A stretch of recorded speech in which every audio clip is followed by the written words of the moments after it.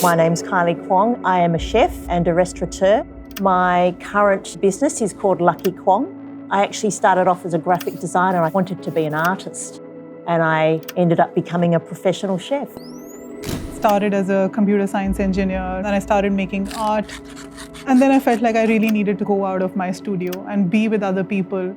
We opened the restaurant about 2 years ago. It's called Flyover Frittery, and feel absolutely blessed to be making things with my hands, connecting with the beautiful community.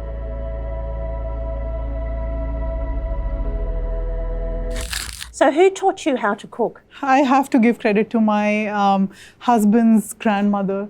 She was just the most amazing cook I knew. What her hands had was history of our family and our recipes, and it was so important. And I need to carry that forward in a way that my son has access to our history, and the rest of the world has access to that beautiful history of cooking and sense of place and belonging. When I was growing up in the northwestern suburbs of Sydney, my two brothers and I were the only Asian children in our school, and we never experienced any form of racism, and it was because of Mrs. Kwong's beautiful home-style food. They would have big dinner parties for 15 or 16 around our table, and that's where I learnt to cook and shop and source beautiful ingredients by my mother's side. But the best moment was when Mum and I would serve the diners and seeing the look of glee and delight on their faces. That is the moment of complete joy when we see our customers delighting in our expression of love.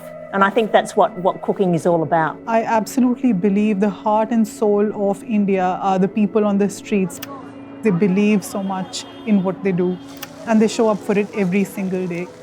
And Flyover is an ode and an homage to that very idea. It's called Flyover because there's overpasses in India where people are avoiding those overpasses and going under them because there's these street carts there selling the most amazing fresh food, and they're eating right there from the hands of these craftsmen. We don't even call them cooks, we call them craftsmen, karigar. So one of our signature dishes is the fritters that we do, which is exactly what you would find on the streets of Delhi.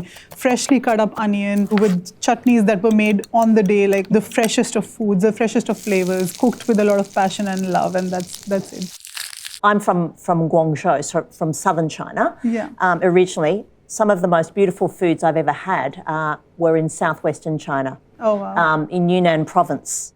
They just harvested all of these wild weeds from all of these fields and just stir-fried them very simply. When I returned to Australia, I was so inspired by that earthy style food and flavour. One of these stall holders at Carriage Works farmers markets used to bring in all of these organic wild weeds for me. We simply stir-fried it in vegetable oil, ginger, organic Japanese white soy, organic sesame oil, and it was the most beautiful, simple, hearty dish that tasted of that time and place. I think that's the best part of learning from our cultures rather than learning from commercial kitchens. We come from a place where you want not and you waste not. It's sustainable. You see something growing, you try to cook with it, and you absolutely use every last part of it. It is one of our greatest advantages that we've learned from ancestors like that, who've learned to make use of every last molecule of the soil.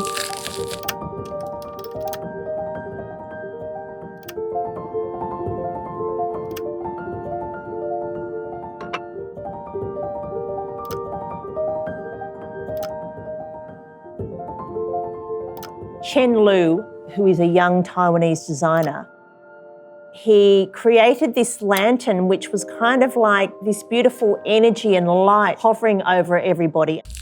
I used to handwrite the specials every day at Billy Kwong for 19 years. A lot of people found my cursive very hard to read.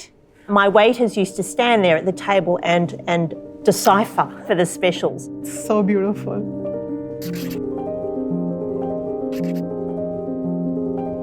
Now I have the place of my dreams.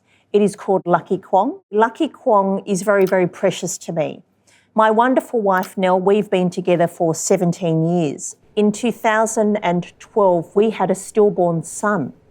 His name was Lucky Kwong. I couldn't live with him physically, so I had to find a place and a space where both he and I felt comfortable. One of the other great aspects about Lucky Kwong is where it's located. It is located in Everleigh, Redfern, right in the middle of the First Nations community. Clarence Slockey, who is a Kudjunburra Bundjalung man, he's a very dear friend of many years. He has planted me several Australian native edible plants, and my chefs and I harvest those ingredients every day from our little veggie patch. It's a really good opportunity to show our support, our respect and our acknowledgement to the First Nations people of Australia. And I think that is where food is so powerful and so wonderful and so transformative. The stage that I am at in life right now, I really want community around me. I really want my child to grow up with a large community like I did. When you talk about having extended family around your table, cooking for 15 people, that's how I grew up. And that's what we are building at Flyover at the moment, with all the stories that we tell, with all the food that we cook. And I absolutely love that I and my family have made this commitment to show up every day for the joy of cooking and building this community around us. Well done. Thank you. Thank Great, you. thank you.